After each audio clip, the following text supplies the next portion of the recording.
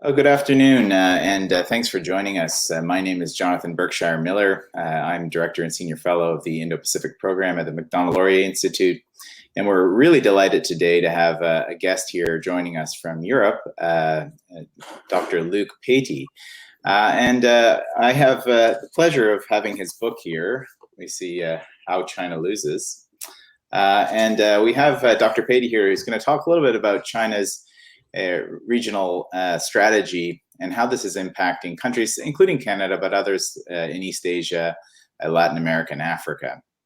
So before we get into the questions, I'd like to just make a little brief introduction of Luke. Luke's current research focuses on China's foreign and security policy and Chinese foreign investment and trade, with a focus on China's relations in Europe, Africa, and East Asia. As I mentioned before, and have his book, and please do purchase it if you have the chance. It's a really great read. He is the author of this book, How China Loses: The Pushback Against Chinese Global Ambitions, from Oxford University Press. He's written a range of other articles, and he's a prolific author. Some of his writings have appeared in publications including the New York Times, the Financial Times, Foreign Policy, Foreign Affairs. So he's run the gamut of distinguished publications, both on this side and also in Europe. In addition to his writing, Patey is a lead research fellow at the Oxford Institute for Energy Studies at the University of Oxford, where he heads the Institute's Africa research, and he's held a range of other distinguished posts, including as a visiting scholar at the UN University, which is an excellent place that I've had a chance to visit several times, in Tokyo, the Social Science Research Council in New York, Peking University in Beijing, and also other appointments in Paris. And one thing to note, and I think it's a really excellent point here in his CV, I noticed, is that he did his bachelor's degree in Queen's University in Kingston. So, while we can't officially welcome you home in a literal sense, we're very happy to have a Canadian back here on this discussion. So, Luke, welcome, and thanks for joining us. Really, thanks for having me, Jonathan, and I really look forward to this discussion, and thanks to the Macdonald-Laurier Institute for hosting it. Oh, it's our pleasure. Well, let's kick things off, and I do want to kind of kick things off with your book here, How China Loses. So I really enjoyed kind of reading through parts of it. And before kind of getting into some of the details of the themes that you've discussed in this book, which I think are really timely and important and relevant to Canada's own discussion on China in this region, I'd like to, for you to dive into the process of writing this, because writing a book is not an easy task. And just talking to you before this discussion, I know it took you several years, several months, and you crisscrossed across the continent while writing it. So if you can, dive into that process, what that was like, what compelled you to write this book, why this topic, and some of the different challenges, or maybe even some interesting or funny stories along the way that you had while writing. Yeah, writing a book is always a big task, a long haul, and I think before you set out on doing it, you have sort of a spark in your head about why this is necessary, and for me that was really repeatedly hearing this popular idea in Europe, but I think in the West at large, that China was somehow on an inevitable path to dominate the future of the global economy and global affairs, and that didn't really fit well with what I was seeing in my travels for my research in different parts of the world. None of that is to say that China doesn't matter. It wields considerable power. Its presence is felt near and far, but I didn't feel like we were getting the complete picture of China's rise in the past 10, 20 years and its impact globally. I saw, working in Africa and Sudan and South Sudan in particular, that China was struggling to maintain the safety of its investments in a politically unstable environment. Traveling to Latin America, I witnessed that, China was again having troubles getting a lot of its large infrastructure projects off the ground without long delays and downgradings. In Europe, European countries were, waking up to the fact that China wasn't just this vast marketplace that they could profit from, but that China was also producing new competition for European industries. And in East Asia, in the Asia Pacific at large, countries where China was once very much welcomed in terms of its growing prosperity. These countries, including Japan, South Korea, Australia, Indonesia, India, were recognizing that there was also a challenge coming out of China, despite its growth and the trade prosperity that China brought to these countries. So, when I was traveling, what I think was interesting when you meet with officials and managers and experts and activists both in China and in the countries I visited was that I was sort of witnessing this dawn of what is now commonly referred to as wolf warrior diplomacy. And that's named after a popular action movie in China. And it's sort of this idea that Chinese diplomats are now regularly and vigorously defending the interests of Beijing with threats and accusations, and often escalating tensions between countries rather than settling them or creating new problems through the reactions rather than solving them. And one way that this was sort of visible to me was that in the early 2000s, when I was doing research in Sudan and South Sudan, it was nearly impossible to meet with a Chinese official or a Chinese manager at a large company. When I started the process for this book around 10 years later, it was a completely different environment. Chinese officials and managers were far more open to meet. They were far more open to engage in discussion and defend their positions, sometimes very strongly. So, for example, in Argentina, when faced with the prospect of some of its infrastructure projects being canceled by a new government in power, a Chinese diplomat told me that he wasn't very worried because nobody hates money, as he told me. In Japan, a Chinese defense official told me that the Japanese and the Americans should not expect China to keep its navy in a cage, that China would make its presence felt in both the South and East China Seas. So these reactions that I found from the Chinese side were quite new and at times startling. That China was sort of coming out of its diplomatic shell. It was becoming more engaged, more assertive.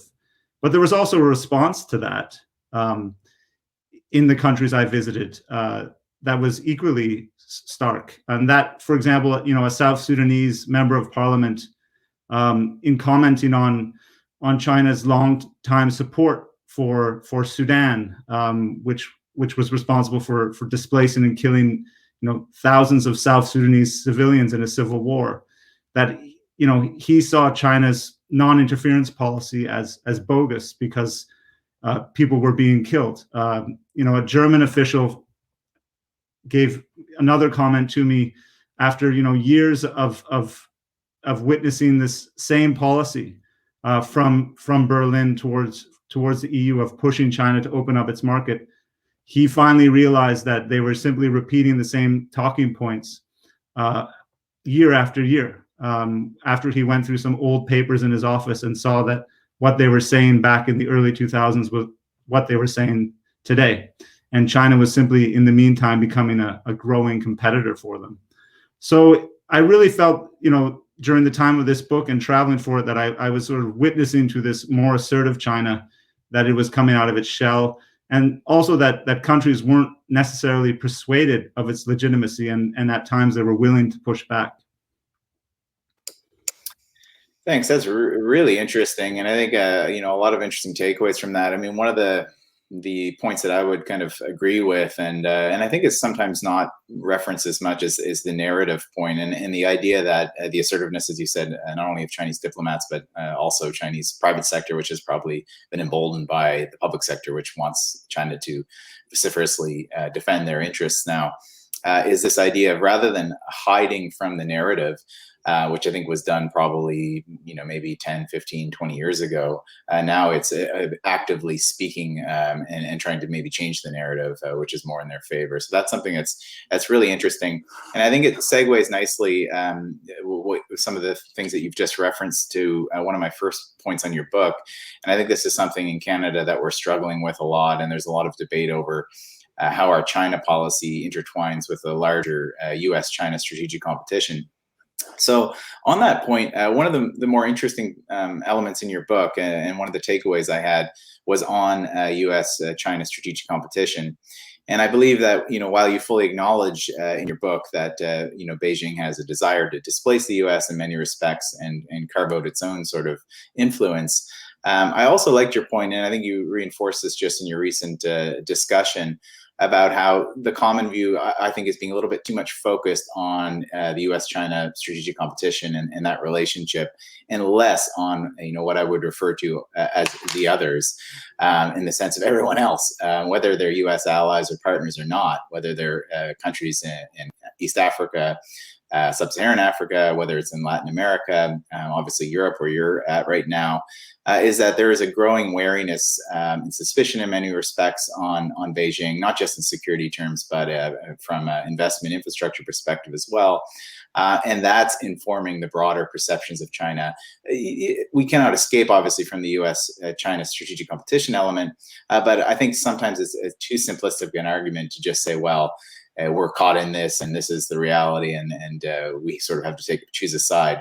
I think the agency of independent countries viewing this is very important to look at too. So I wonder if you could kind of touch on that point a little bit through your travels and through your research, how much of a factor the U.S.-China competition was versus the own nuts and bolts realities of countries that you visited.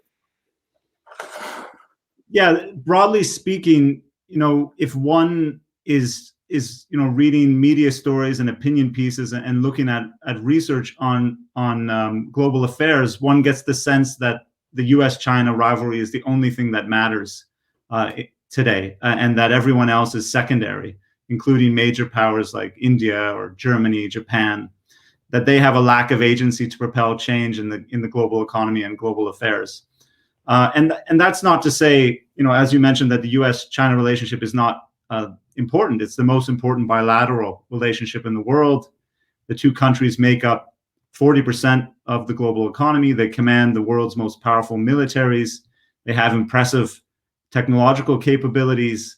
But at the same time, I think we've lost sight of the other 60% of the global economy, the other powerful militaries, the other tech leaders and cultural hubs, because these powers, these countries, will also be significant when it comes to, firstly, overcoming this current pandemic, COVID-19, next, addressing climate change or the direction of free trade, or how new technologies will shape our societies. Others are very much important in addressing those issues. And they're also very much important, I think, in addressing the extent of influence that China is ultimately going to have in the world. And sort of when I put the spotlight on China's relationship with the rest of the world, and particularly with the middle powers like Japan, India, and those in Europe, what I encountered was, that there are fraying political ties with China. There are new trade and investment barriers going up. There's even rising security tensions, and that these middle powers are recognizing that engaging China in areas of trade, investment, and finance and technology can produce short-term rewards, but also can threaten long-term competitiveness, can even threaten foreign and security policy autonomy. And none of this is to say that, again, that China is not important. It has tremendous influence, I think, particularly in the developing world, in Africa, in Latin America, in developing Asia. But it also faces new challenges there. And it's not omnipotent. There is a diversity of power in the world. And I think that's what I really saw. And one example of that is Southeast Asia. Southeast Asia is commonly known as China's backyard these days, because China has become the region's largest trading partner, and this region is going to be one of the main growth engines of the world economy moving forward. But at the same time, China is not even dominant there. The U.S. remains Southeast Asia's largest investor, and Japan remains the largest provider of finance in the region, the largest provider of finance for infrastructure, something that China has the reputation of providing globally. So we see this diversity of power just in China's backyard. We see it in other regions as well. And I think, this is a hard reality for many Americans and Chinese to comprehend. I think both China and the US have this notion of exceptionalism that's deeply entrenched in their thinking. Even in many foreign capitals, there's this fixation on the dawn of a new Cold War. And of course, what goes on in the Washington Beltway or in the inside the ring roads that surround Beijing is critically important. But I think, leaders in Berlin and New Delhi and Tokyo, how they're acting is also quite vital to the future, and we can't lose sight of that. Yeah, I think that's a really important point. And I mean, one that needs to be constantly reiterated here. While the U.S. is important, a lot of the strategy in the region now it's obviously being framed under the Indo-Pacific lens, but initially has originated from principal states in the region, such as Japan, such as Australia, such as India. And I think with a sort of lack or vacuum of U.S. leadership, they're the ones who are really upholding that, those principles, those norms. So I think it's a really crucial point that while the U.S. is important, to take away the agency and the influence and the importance of some of these key countries. And frankly, it's not even those who we would often refer to as resident powers in the Indo-Pacific, the Quad countries. I think this is something that increasingly we're seeing an engagement, and we can talk about it a bit later in this discussion from countries in Europe. This, I think, provides an opportunity for others who are often seen as somewhat outsiders, and Canada being one of those. So rather than kind of fall in the argument that we just need to see what the U.S. is doing and see where we can fit in, I think that's some sort of a tired and frankly a bit of a lazy argument. I think there's opportunities and ways to engage, even if you're not necessarily a principal power. So great stuff. The next question I have is, very core to some of the issues that you talk about in your book, and you've highlighted a few of them before. But diving more deeply into the infrastructure development side and China's Belt and Road Initiative, I think you've talked a little bit about how some countries were disillusioned with some of the infrastructure projects there. Can you talk about maybe just one or two examples about the good and the bad about Chinese infrastructure, examples of Chinese infrastructure projects in some of these areas, such as Africa or Latin America? And I think you mentioned at the onset that money does talk, and I think this is an element that a lot of these countries do need infrastructure. So while there are geopolitical strings obviously attached to Chinese infrastructure investment, there is a sense that, number one, they need this, and the Chinese are willing to upfront the money. How are many of these countries, especially in the developing world, dealing with this sort of quandary? Yes. Well, I mean, a lot of this is coming into focus as China's Belt and Road Initiative has expanded since it was launched in 2013. So let me take a moment to explain what the Belt and Road is and its significance, because as you note, it is important. Countries are looking for this type of support for infrastructure, to develop infrastructure to spur on economic growth. And China's President Xi Jinping, took on the Belt and Road as his foreign policy signature back in 2013. And since then, several $100 billion of finance has been offered by China to countries across Asia, but also Africa, Latin America. And this has been primarily to build transport, communication, and energy infrastructure, but also to connect new industrial corridors, develop new manufacturing links, spread technology, and foster new political and cultural cooperation for China.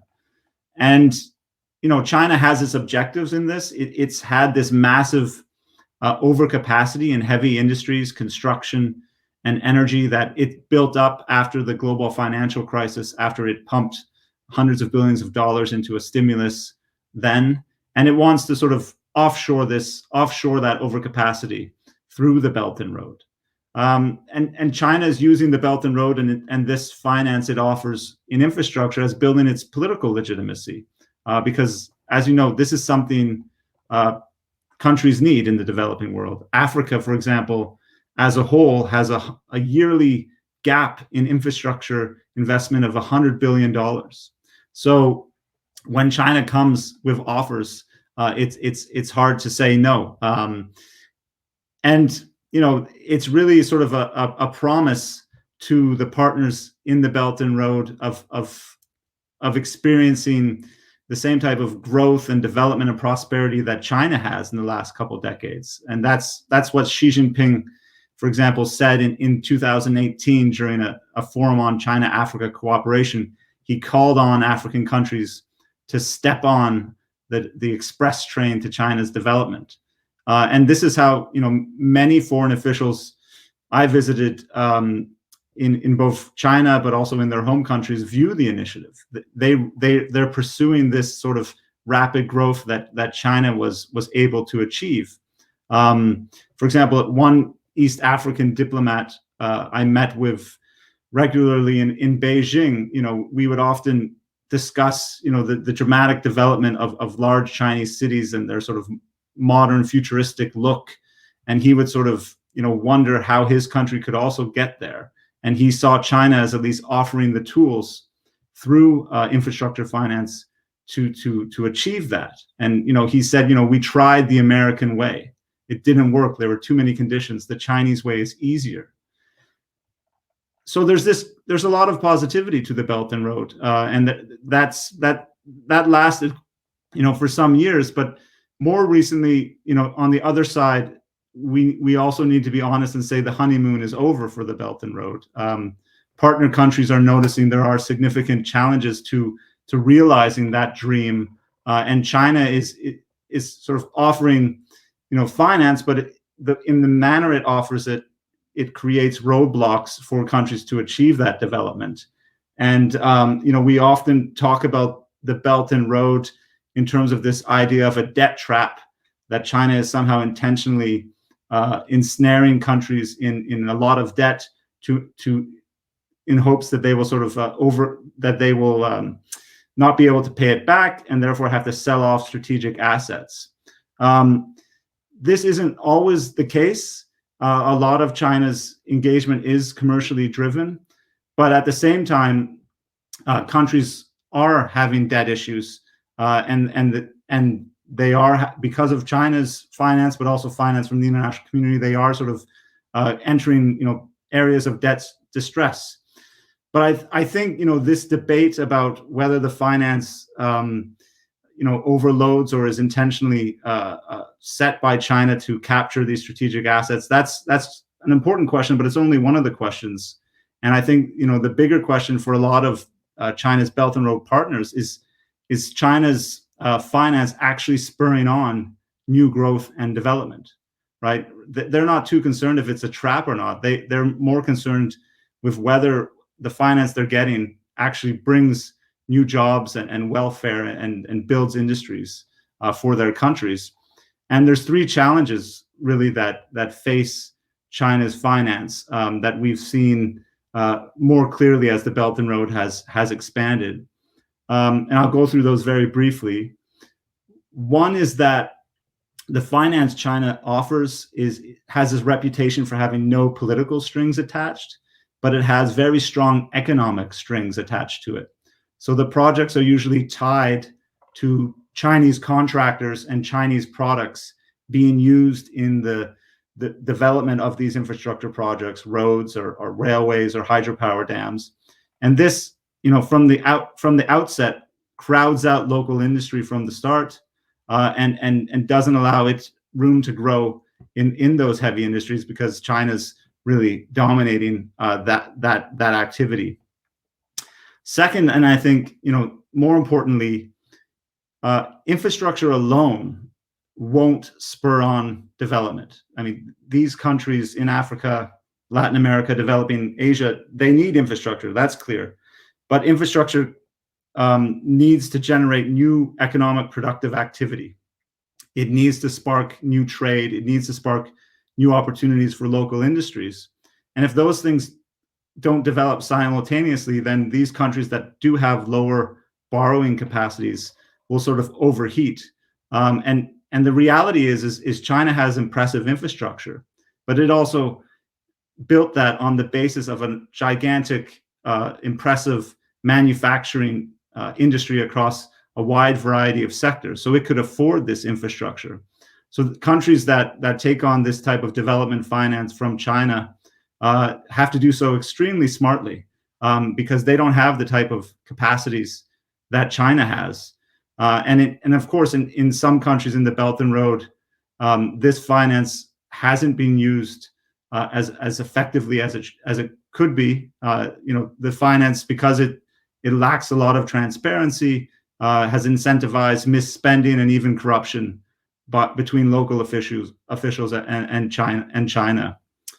Lastly, along with the Belt and Road, there has been this sort of idea among some scholars that tens of millions of jobs in manufacturing from China would offshore abroad, particularly to Africa and other sort of regions that have lower costs than China does. So that Chinese companies would be propelled to invest in these regions because costs were rising back in China. And so low-cost goods, clothing, and footwear would be produced in African countries and other countries in the developing world. But the reality is that many Chinese companies are staying at home and they're automating instead of investing overseas. And those that do go overseas aren't going broadly to all these regions, but really focusing their attention on Southeast Asia and South Asia, where their proximity to China is closer, where there's still competitive prices, but better infrastructure than, for example, in Africa. So the Belt and Road is having sort of a varied impact on the countries that China's engaging. And so, once we move past this initial growth sparked by new infrastructure, I think the longer term challenges are there for a lot of these countries. And we've seen in recent years that China's finance to Africa, Latin America, and globally has dropped quite significantly. And the lesson here is not for Canada and the US and Europe to sit on their hands and just watch China's influence go away, because if we don't engage these regions, then China will be the only game in town, the only partner for developing countries to work with. And it is in the process now of trying to reinvent the Belt and Road into a digital Belt and Road, a green Belt and Road, one that focuses on health issues like the pandemic. So other major powers and countries like Canada, Australia, they need to get active, to get more active, if they want to see common development goals that do prioritize productive growth, sustainable growth, long-term growth. So they shouldn't sort of sit idle and wait. There is room, I think, for them to act.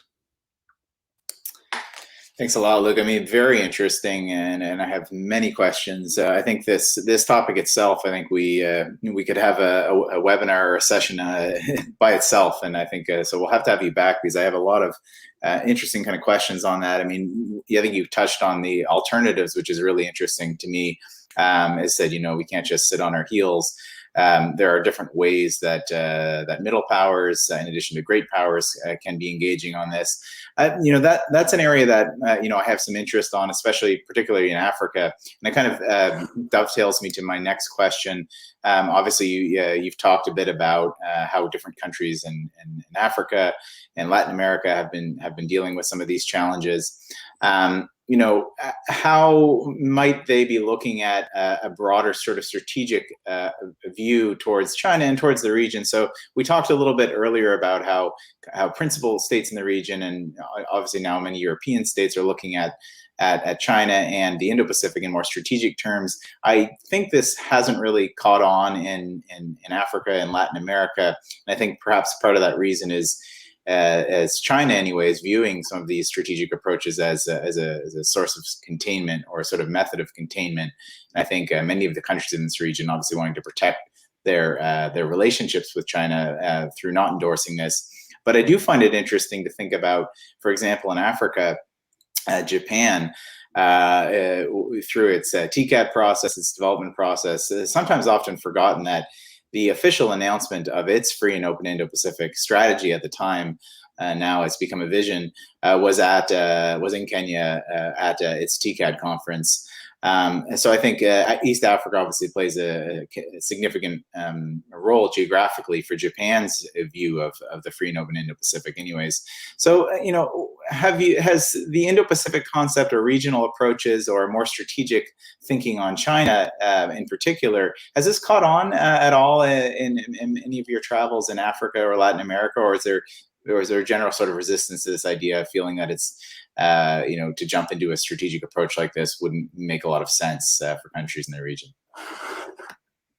I think it's more the fact that there's simply countries in the region are unaware of this. They haven't been engaged by the Americans or to a large extent even by the Japanese or Indians on this issue that the U.S. in particular has focused quite strongly on Asia since the Biden administration came into power, and that I think Africa and Latin America, they're used to hearing promises and hearing about new policies and strategies, but they're waiting for sort of real action to come on the ground. And I think you're right that Japan in particular is doing a lot in Africa that's unspoken of, that Japan can do more to promote its current activities. And I think that goes for the US as well.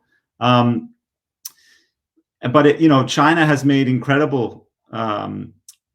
has an incredible sort of momentum in Africa. It's become its largest trading partner. It's become one of its largest investors. It's offering finance to the continent that rivals that of the World Bank.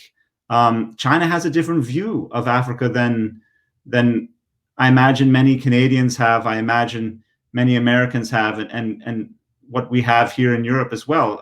China's view is of Africa as an opportunity, not just sort of a problem where there's poverty and humanitarian crisis and conflict, as I think many in the West view Africa, or the threat of large-scale migration, as is often portrayed here in Europe in the media.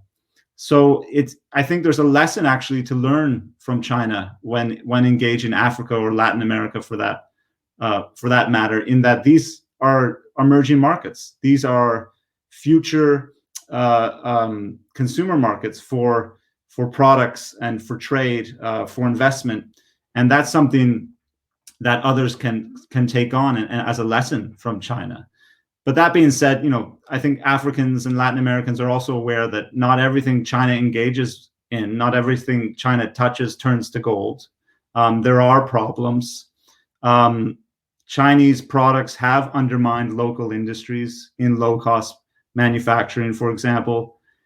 Chinese finance is part of the problem in financial sustainability in Africa in particular. It's not to say that China brought a lot of these countries into debt problems, but they've added on to this broader issue of debt sustainability in some countries in Africa. And I think, to be honest, if and when the US and others start engaging in trying to sort of sell the Indo-Pacific idea and to expand their own interests in Africa, they'll have a receptive audience. I think that African countries and Latin American countries are very keen to diversify and balance their engagement with China, with the US, with India, with others. I don't think there will be much, hesitance to engage the US or the Japanese on these types of regional strategies. Just a case in Sudan years back, when Western companies, oil companies, including a Canadian one, Talisman, had left the country because of the conflict, the Sudanese having China already as their big investor didn't just allow China to expand its majority stakes in the oil industry. They looked to India to balance with that Chinese dominance, away from that, to wean off that Chinese dominance in the sector. And the Chinese, went along with it. They didn't push back. This was the sovereign decision of Sudan at the time. And I think most African countries today would welcome the same types of initiative. India also plays a big, on the ground role in Africa in investing and producing jobs for local industries that also doesn't get much of the spotlight. Before India's current crisis with COVID-19, India was a large provider of vaccinations to the developing world, including as far as Latin America. So India and Japan have a big role to play along with the Americans in East Africa in particular as part of this Indo-Pacific strategy. I think it's essential though that these policies and ideas actually turn into reality and turn into on the ground investment, on the ground finance, and I think the U.S. in particular has been stuck in the mud for some time, proposing policies that don't gain much traction. Japan and India also had sort of this idea of an Africa-Asia corridor to develop joint infrastructure that didn't see much activity, perhaps a little bit in Sri Lanka, but nothing really significant in East Africa. The EU and India just announced a recent sort of infrastructure initiative, but the EU has done that with Japan in the past too, and it didn't really take off. So there's really a need for other major powers to show their presence and not just sort of talk about a future presence, but to actually show it through assistance, particularly with COVID-19 in vaccinations, through low interest loans, through opening their own markets to African goods. This is how they can sort of regain or gain in the first place this sort of positive attention from African countries and from Latin American countries. Thanks. Really interesting. And yeah, I mean, I think one of the things I've noticed, and I think, Canada's not unique to this, and I think it's frankly every country, China as well, has these challenges, but some of the bureaucratic rigidities when you're viewing the global map and you're viewing the region, just the way some of the foreign ministry or other elements are structured. They tend to think of Africa as Africa, East Asia as this, maybe Indo-Pacific now has a certain geographical scope. But I think that has created some real challenges in seeing some of the overlap, seeing some of the ways that there can be connections, and as you said, most importantly, following through on those strategies. So I think it's one thing to develop a strategy. It's another thing to actually start implementing some of the key nuts and bolts of that strategy. So that's an interesting thing to keep a watch on. So before kind of letting you go, I have two last questions that I want to kind of ask you, and we're going to move a little bit away from your book and some of the themes that we've discussed here, but I think this is still interconnected. So, moving a little bit closer to home, and first, I'm going to bundle these two in the same question, but specifically, you being in Denmark now, Copenhagen maintains a strategic partnership with China all the way back from 2008, which seems like a long time ago now in Asia Watcher time. But since that point, of course, Denmark has had its challenges with China, most notably during the saga where Beijing suspended ties over your prime minister meeting with the Dalai Lama in 2009. Today, it strikes me that there are more shared challenges that Denmark faces regarding China that would be very similar in nature to those that Canada faces or those in the Indo-Pacific face. Can you tell me how that argument or how this discussion on the relationship with China, the relationship with the region is playing out in Denmark? And then sort of a corollary to that is more broadly from a European perspective. So obviously in Europe, many of your neighboring countries have developed Indo-Pacific approaches. We've seen the Dutch do this. The French, the Germans, the UK are looking at this through their Defense Integrated Review.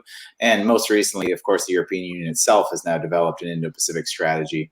So can you touch a little bit about, number one, how Denmark is viewing this region, how Denmark is viewing its relationship with China from a bilateral sense, but more broadly, how the Europe as a whole is reassessing its relationship with China in the region? I think, Denmark's relationship with China has become far more nuanced just in the past 5 years. It's really shifted quite dramatically to a more cautious and even critical approach to China, despite the comprehensive strategic partnership which China shares with many countries, including the United States.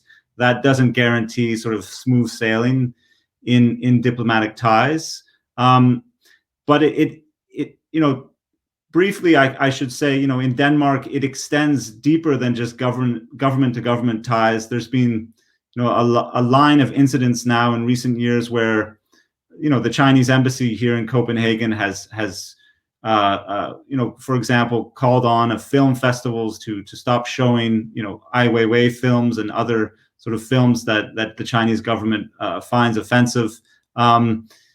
There's been, examples of how Danish police have moved protesters, Tibet protesters, when Chinese officials have been visiting, and that, of course, has caused dramatic attention towards the relationship with China. And these incidents, although they might seem small and insignificant in the grand scheme of things, have changed public attitudes towards China. And this puts, I think, the Danish government, which would very much like to maintain positive and steady relations with China, it's put Copenhagen in a tough position that they need to sort of respond to these new public attitudes. And that's something that in many Western European countries is a process that's taking place. In neighboring Sweden here, there's the same type of change in relations with China that's not based on what the U.S. Is doing with China or the U.S. confrontation with China, but based on very local incidents, very sort of on the ground activities, such as the Chinese ambassador to Sweden, saying that being threatening to Swedish journalists and Swedish researchers, a Swedish citizen, Gui Minhai, being abducted by Chinese authorities and from Taiwan and now in prison in China. So these really sort of personal stories have a dramatic impact on national attitudes towards China. And I think this is, part of this broadening perspective on how Europe views China, the EU views China as yes, still an economic partner, but now also a competitor and even a systemic rival. These policies have been mostly defensive in recent years. The investment screening that the EU has been promoting, and sort of national barriers blocking investments from China in recent years, including in Germany and Italy of late, where Chinese companies have been blocked from making acquisitions of high-tech and advanced manufacturing companies. But I think Europe's Indo-Pacific strategy is maybe a first step of the EU going on the offensive. So not just defensive policies, but a more sort of proactive engagement. Of course, France, Germany, the Netherlands started the process, and now the EU has its own Indo-Pacific strategy. And this is about engaging Asia economically more broadly, not just fixating on China, but looking towards engaging India, Vietnam, Indonesia, other sort of fast-growing markets. It's about increased focus on maritime security and international rules in the South China Sea. And it's about supporting partners in the region. And I think, what's going on right now in India, for example, is a good test case for the EU and its new Indo-Pacific strategy. And let's see what happens in the coming weeks. But this is an example where the EU can lend support to India during what's going on now. But broadly speaking, we're seeing a development from a defensive position in the EU towards China to a more offensive, proactive engagement of diversifying their trading partners in Asia in the long run. It doesn't mean that they want to decouple from China. I think that's an overused term. It's more about diversifying and lowering dependencies that are there. That's really interesting. And, especially your discussion on the EU Indo-Pacific strategy. And you kind of segues nicely to my last question. As we've discussed before, obviously the Americans have their own approach to this region. The Australians, the Japanese, who are in many ways the intellectual grandfathers of this. India, several countries in the EU, as we discussed, in addition to the EU itself. So if I think about the G7, effectively everyone has been thinking about the Indo-Pacific and has articulated in some sort of form, whether it's from an EU rubric or from a domestic bilateral perspective. They're thinking of this region. The one sort of outlier here is Canada, which is the place where I reside now. There's a lot of thought being put into the Indo-Pacific now. I think the government has been sort of tasked with thinking about this and thinking about developing a strategy. But at this point, there has been no strategic approach to this. So I wanted to move for my last question to Canada, and many of the different themes that you've discussed here, I think, are very relevant to Canada, not only in its relationship with China, but more broadly to this region. And as I mentioned at the onset, you have written a really nice piece sort of based on some of the elements of your book and some of the things that we've discussed today that we'll be happy to put up shortly at MLI. So can you give us your insights a little bit on what Canada should learn, number one, from China's increasingly assertive behavior around the region? Obviously, you've described some of the lessons that African states, Latin American states, those in East Asia have learned and are continuing to learn. But what's the best medium, in your opinion, for Canada to engage with this? Number one, in its relationship with China, but more broadly in the Indo-Pacific. Should we be developing a robust Indo-Pacific strategy? Is it important for us to be working hand in hand with Europeans? Should this be more something that we're focused on our U.S. relationship with, or should it be all of the above? What's your take on this? I think it begins with seeing China with more strategic clarity.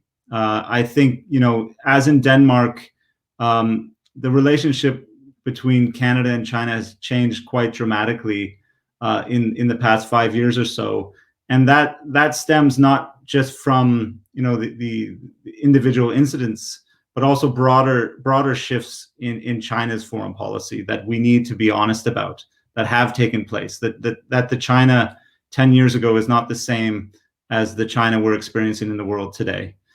So I think firstly it's important for Canada to engage China on what it is, not what we might want it to become. And this principally means, nuancing the economic side of the relationship, understanding that with a little more nuance. Of course, China is an important trading partner for Canada. It's second largest trading partner. It's an important, way for Canada to diversify its trade and investment away from the United States.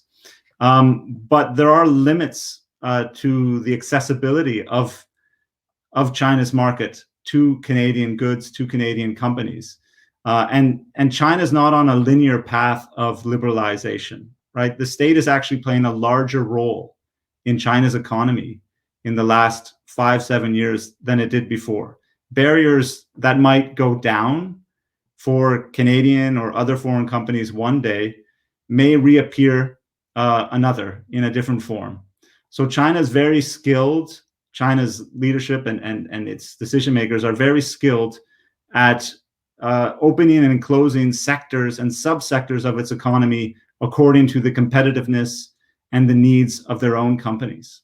And I think Canadians, and particularly Canadian decision makers, need to recognize that China isn't just a marketplace where we profit from. It can also be a challenge to Canadian companies.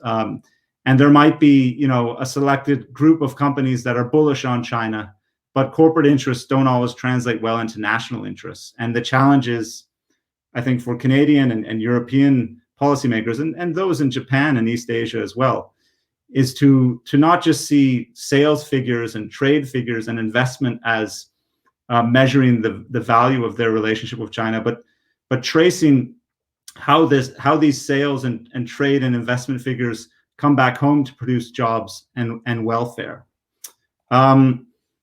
Secondly, I think that the limited work I've done on Canada, I would say that Canada needs to recognize its own strengths in its relationship with China.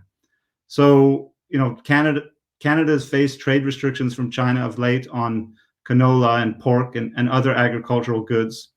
But very quickly, within a year or so, despite the damage it did do on Canadian industries, China pulled back from a lot of these restrictions or opened its markets again to these goods because it requires canola. It needs Canadian pork just as much as Canada needs to sell it. So it's to recognize that there is more negotiation space between Canada and China on these economic issues. It's not a one-sided dependency. It's a two-way street. And that will, I think, open room for more strategic thinking within Canadian leadership. And the last sort of point, and to get more to your question, is for Canada to beware of the bilateral with China, to avoid one-on-one agreements and one-on-one broader policies.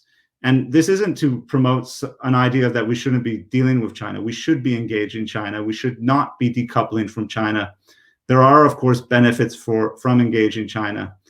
But we need to be honest that we don't want to live in a world where big powers, whether it's China or the United States for that matter, just run over all the international rules and ignore those rules, because all states are small compared to China and the US.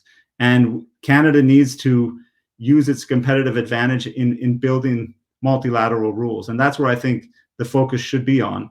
So being outside of the Indo-Pacific region, not having a clear strategy for a region that not only includes China as what will very well one day be the largest economy in the world, but also includes India, which will probably dramatically increase its own economic growth in the coming decades.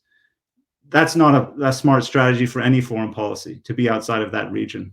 And it's about diversifying Canadian trade in engaging that region. So looking beyond China, not ignoring China, but looking beyond it. And I think, India, for example, has provided an alternative solution for countries that have faced trade restrictions from the Chinese. So Australia was able, for example, to sell some of its coal that was blocked by China of late to India. And so options like that, having better ties with these countries, makes Canada more flexible when it does run into trouble with its relationship with China. Thanks so much, Luke. That's a really excellent, and I take your point on many levels, but especially the one of having more strategic clarity, having a broader balance when looking at this relationship. I think this has been a challenge, and not only for Canada, I think frankly for a lot of states, but Canada perhaps first and foremost, at least in my mind, this sort of trade investment focused lens, in particular when looking at China and not looking at that more broader, comprehensive strategic picture of some of the challenges, and not only in China's region, but more broadly relating to Chinese behavior. And I think your second point, which is very, very instructive and important, is that when we think about our relationship with China and also with the region, we need that broader perspective. So of course, China loves to have its own unique bilateral relationships, bilateral accords, and bilateral partnerships. And it's okay to engage with China, but as a part of our broader strategy in that region. I think that's an argument that, what I've often said when thinking about the Indo-Pacific and thinking about developing an Indo-Pacific strategy, it's wrong to think of that development as a punitive measure against China. I think many have tried to promote this narrative that if we're going to develop an Indo-Pacific approach, it's sort of a punitive measure because our relationship with China is down and out. And what my response is that no, we should develop that strategy because it's in our interest to develop that strategy because we have a range of different partners there that ascribe to the same laws, rules, and norms that Canada does. So all very well taken, and I think that it underscores the need to have you come back to Canada at some point in person once we can finally get this pandemic behind us, and not only to be able to engage with our audience in Canada, but also to be able to introduce you to some officials and stakeholders here to push forward that view, because I think it's very very needed to hear. So Luke, again, really appreciate you taking the time to speak with us today. Again, Luke's book here, How China Loses, a really excellent read.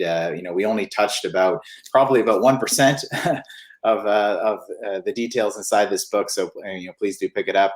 And Luke, again, thanks so much for joining us. Really my pleasure. Thanks for having me. I really enjoyed the discussion.